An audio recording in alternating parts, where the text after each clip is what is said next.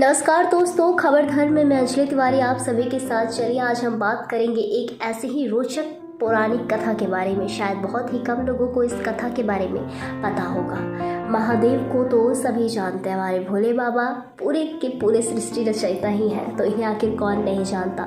तो इनसे जुड़े एक परम भक्त की कहानी जो इनके साथ हमेशा रहते हैं, वह कोई और नहीं शिव के गण नंदी हैं। जी हाँ, हम नंदी जी की कहानी आज कहने जा रहे हैं। शायद इस कहानी के बारे में बहुत ही कम लोगों को पता होगा।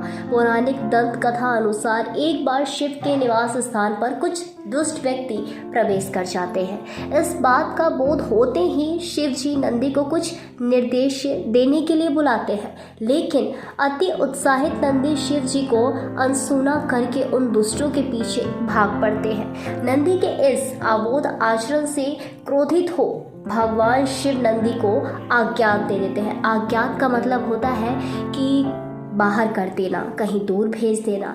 तो उन्हें शिव जी आज्ञात में देते हैं कि आज से तुम्हारा स्थान मेरे निवास स्थान के बाहर ही होगा, हमेशा दरवाजे के बाहर। इसी कारण आज के समय में भी भगवान शिव के प्रिय नंदी का स्थान मंदिर के बाहर ही स्थापित किया जाता है।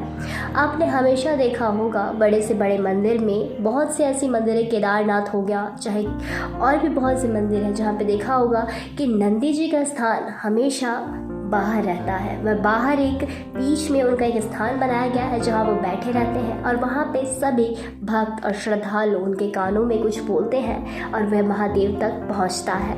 तो इसी वजह से नंदी जी को हमेशा बाहर का स्थान मिला था। उन्होंने महादेव की बातों को अनसुना किया था।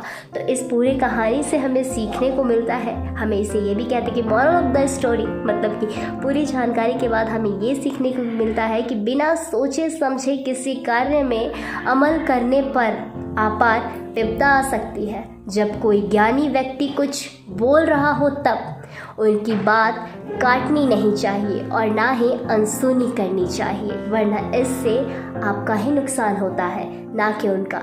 अगर उस दिन नंदी जी ने महादेव की बात सुन ली होती और अनसुना नहीं किया होता तो आज नंदी जी का स्थान उनके साथ होता, ना कि उनके प्रवेश के बाहर। वैसे तो नंदी जी उनके बहुत ही प्रिय भक्त भी हैं और बहुत ही प्रिय सवारी भी। तो आज के लिए बस इतना ही। ऐसे जुड़े रहे हमारे खबर धर्म में। धन्यवाद।